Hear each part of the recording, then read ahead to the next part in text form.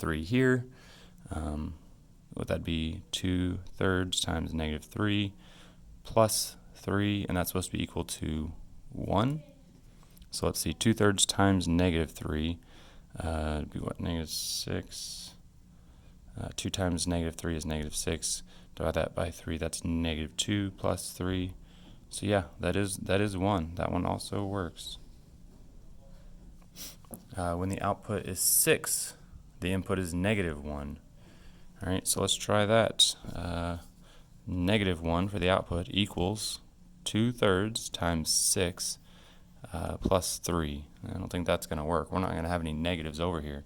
We're going to have 2 times 6 is 12. 12 divided by 3, that's 4. Plus 3, that'd be 7, not -1. So I'm going to say that's not equal, so that one's not correct. The y-intercept of the relationship is 3, 0. That's tricky. 3, 0 means 3 to the right. That's actually the x value there. If it was 0, 3, right, that should be 0, 3.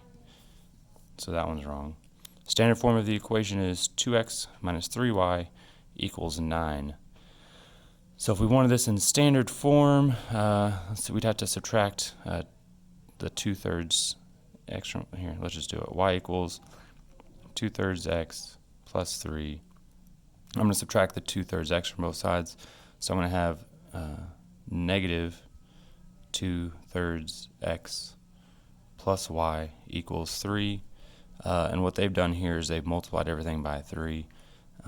So we multiply this by 3, that's -2x. Multiply this by 3, that's plus 3y. Multiply this by 3, that's 9. Alright, so this one's close, but -2x, +2x, -3y, plus 3y, +9, +9. So if all the signs were different, yeah, but since these two are different, this one's the same, then no, this one is not the exact same equation. Alright, so we have 3 that are, 3 that aren't. Frank is planning to drive his car on the Overseas Highway, the scenic road that connects the islands in the Florida Keys to the Florida mainland. The graph below shows the approximate distance to be traveled from the time Frank leaves Key West to the time he reaches his destination near Miami. What does the slope indicate in terms of this situation? So we have distance and time. So the slope here would be, let's see, 40 kilometers per hour. But that's not really what it's asking here, right?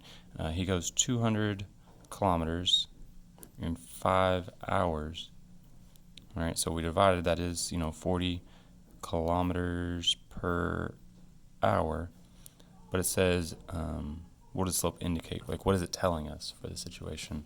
So it's telling us how fast Frank is going.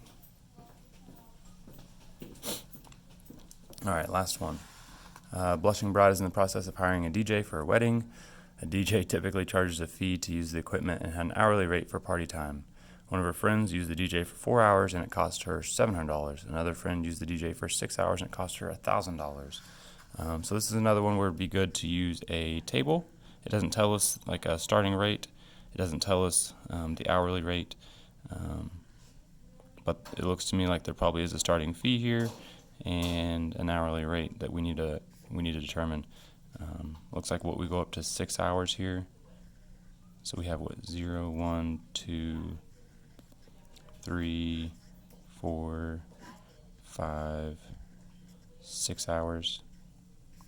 So what we know that for 4 hours it's 700, and for 6 hours it's 1,000. So 5 hours must be halfway between those two. This increases by what, 300 for 2 hours. So half of that, 300 divided by 2, that'd be 150. That'd be $850.